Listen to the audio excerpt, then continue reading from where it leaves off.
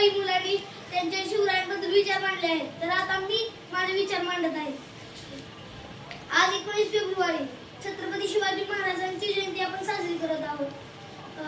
मग मी त्यांच्याबद्दल काही 4 शब्द सांगत आहे, ते तुम्ही शांत चित्ताने ऐकून घ्यावे. जो 65 किलोची तलवार चालवतो त्याचे नाव येसाजी, आणि जो 2000 सैनिकांशी एकटाच लढतो त्याचे नाव बाजी, आणि जो हात तुटला तरी शत्रूशी झुंजतो त्याचे नाव तानाजी, जो शत्रूच्या छावणीत घुसून छावणीचा मुकुट तोडून आणतो त्याचे नाव धनाजी, आणि जो 8 तासात घोडा दिल्लीहून पुण्यात आणतो त्याचे नाव सत्ताजी, आणि जो ढाण्या वाघाच्या सामोरे जातो व त्याला उभाचा उभाच